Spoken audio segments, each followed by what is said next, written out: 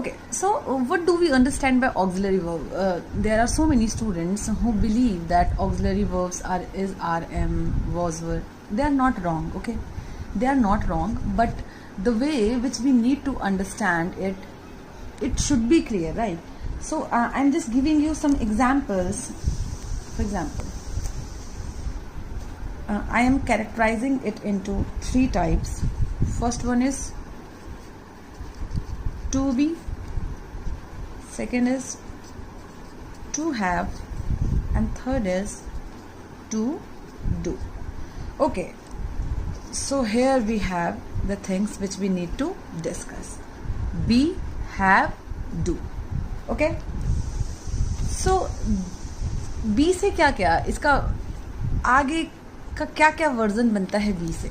So now I am telling you is, are, am. Obviously these are in present tense. Okay, similarly was, were, these are in past. And apart, this was of present, this is of past. And इसके अलावा एक third जो part होता है वो होता है being, B-E-I-N-G. इसका भी किससे फॉर्मेशन हुआ है? बी से. सो बेसिकली इज, बी से इज, आर, एम और was, were, in and being, इन तीनों का फॉर्मेशन किससे हुआ है? बी से. Okay, so now let's jump on have. Okay, so have से क्या क्या बना है? हैव से बना है हैज, हैव. तो आप फिर से देख पा रहे होंगे ये किसका पार्ट है? That is in present tense. और फिर इसका जो पास्ट टेंस में वर्जन होता है वो उसे बोलते हैं हैड. आपको ये चीज़ें पता हैं, बस आपको पता होना चाहिए कि इसका फॉर्मेशन कैसे हुआ है और कैसे ये ऑक्सिलरी वर्ब है. Okay, so from do, again do and does is in present tense and in past we have did. So इस तरीके से हमने ऑक्सिलरी वर्ब को किस तरीके से वैरी कर लिया कि बी का प्रेजेंट फॉर्म है is, are, am. Obviously being तो आपको पता ही है. इसका पास्ट फॉर्म है वॉज एंड वर. हैव से क्या है हमारे पास प्रेजेंट में? Has and have. And past में क्या बनता है इसका? Had.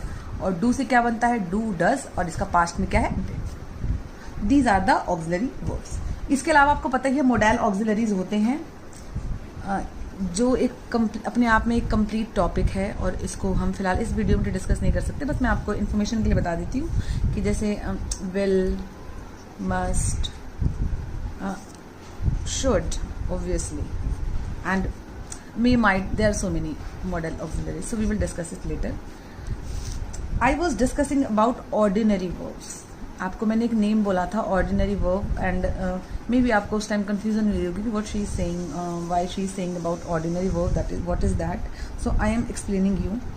So basically to plus first form of verb. अच्छा, एक बात और, बहुत से बच्चे इसको infinitive भी बोलते हैं, तो इन्फिनेटिव क्या है वो भी हम डिस्कस करेंगे, बट फिलहाल ऑर्डिनरी वर्ब के बारे में बात करते हैं.